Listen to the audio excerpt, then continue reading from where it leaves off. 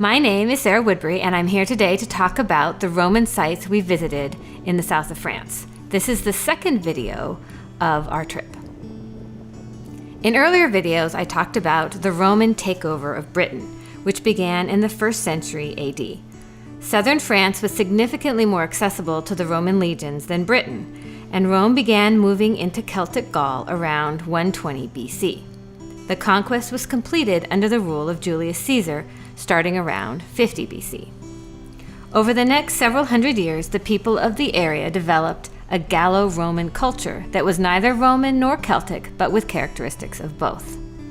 This culture was exemplified by the Roman sites we visited on this trip: Carcassonne, a fortified city on the plain of the River Aude; Glanum, a city near the current town of Saint-Rémy; and Arles, a major Roman city situated between the two. Carcassonne has been occupied since the Neolithic times as an important stop on the road from the Mediterranean to the Atlantic, and thus a center of trade. The Romans recognized the strategic location very quickly and occupied the site starting around 100 BC. They built the first city, fortifying it with a circuit of walls. The distinctive red brick they used as accent in the walls can still be seen today. The walls were rebuilt on the Roman foundations in the Middle Ages to protect the city inside.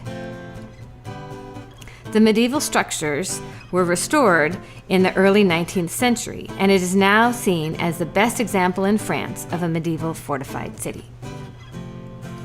Glanum was actually founded by Gauls around the 6th century BC, when they built ramparts on the hills surrounding their village to protect themselves from invaders.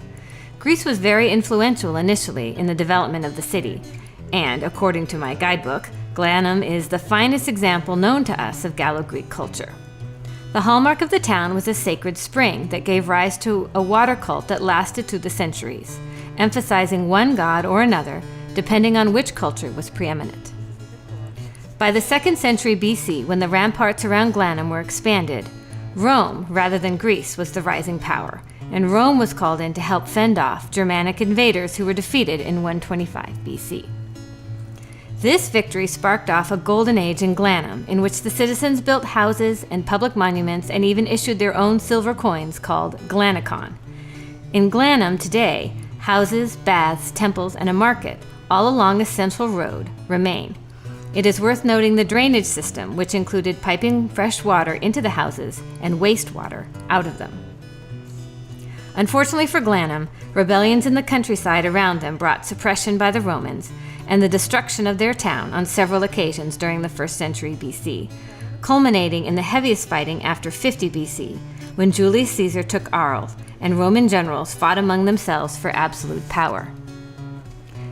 Things had settled out by 22 BC, at which point Glanum achieved the status of oppidum Latinum, which meant Glanum's aristocracy acquired Roman citizenship. Glanum prospered for a while, but as Rome decayed, it did too, until it was abandoned in 260 AD. The city was actually lost to history until 1921, when the first excavations began. Arles had also been a Gaulish settlement, but it was taken over by the Romans in 122 BC. It gained preeminence under the patronage of Julius Caesar in his march to power, and is still a significant city in southern France to this day. We visited the amphitheater, the theater, and the bath, all designated World Heritage Sites. Arles was a port city in antiquity since it was closer to the sea than it is today. Like Carcassonne, it sat at an important crossroads and trade route and was favored by the emperors of Rome, including Constantine, who built the baths.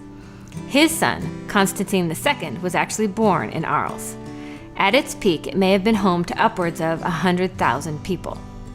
That many people need entertainment. Thus, the building first of a theater during the time of Augustus, roughly 12 BC, parts of which are still standing today. It's at 8,000 to 10,000 spectators. Later, in 90 AD, an amphitheater which sat over 20,000 people was built nearby. In the Middle Ages, the amphitheater was transformed into a fortified town with 200 houses built inside. These were only torn down and the site restored to its Roman shape in the 19th century. Next week, we're going to talk about the Templars in France. If you like this video, click on the playlist or subscribe to my channel.